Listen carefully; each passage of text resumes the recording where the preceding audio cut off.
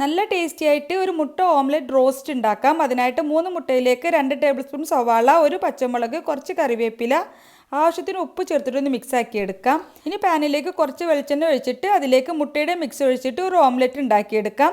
ഒരു ഭാഗം കുക്കായാലും നമുക്കൊന്ന് മറിച്ചിട്ടിട്ട് 2 സൈഡും ഒന്ന് മൊരിച്ചതിന് ശേഷം നമുക്കിത് പ്ലേറ്റിലേക്ക് മാറ്റാം. ഇനി ഒരു കടായിലേക്ക് 2 ടേബിൾ സ്പൂൺ വെളിച്ചെണ്ണ ഒഴിച്ച് ചൂടാകുമ്പോൾ 1 ടേബിൾ സ്പൂൺ പൊടിയായിട്ട് തന്നെ വെളുത്തുള്ളി ചേർത്തിട്ടൊന്ന് വഴറ്റിയെടുക്കാം. ഇതിലേക്ക് 2 സവാള പൊടിയായിട്ട് കട്ട് ചെയ്തത്, ഒരു പച്ചമുളക്, കുറച്ച് കറിവേപ്പില, ഗ്രേവിയിലേക്ക് ആവശ്യത്തിനുള്ള ഉപ്പ് കൂടി ചേർത്തിട്ട് നന്നായിട്ട് വഴറ്റിയിട്ട് കളർ മാറുന്ന സമയത്ത് 1/4 ടീസ്പൂൺ മഞ്ഞൾപ്പൊടി, 1/2 ടീസ്പൂൺ മല്ലിപ്പൊടി, 1/2 ടീസ്പൂൺ മുളക് പൊടി, 1/4 ടീസ്പൂൺ ഗരം മസാല ചേർത്തിട്ട് നന്നായിട്ടൊന്ന് വഴറ്റിയെടുക്കുക. ഇതിലേക്ക് 2 തക്കാളി വെള്ളമൊന്നുമില്ലാതെ പേസ്റ്റ് ആക്കിയത് കൂടി ചേർത്തിട്ട് വെള്ളം എല്ലാം വറ്റി വരുന്ന സമയത്ത് ഗ്രേവിക്ക് ആവശ്യത്തിനുള്ള നല്ല കട്ടിയുള്ള തേങ്ങാപ്പാൽ ചേർത്ത് കൊടുക്കാം. ഇതിലേക്ക് ഓംലെറ്റ് കട്ട് ചെയ്തത് കൂടി ചേർത്തിട്ട് നന്നായിട്ട് മിക്സ് ആക്കാം. ഇനി മല്ലിയില കൂടി ചേർത്തിട്ടൊന്ന് മിക്സ് ആക്കിയതിന് ശേഷം ചൂടോടെ അപ്പം, ചപ്പാത്തി, നീർദോശയുടെ കൂടെ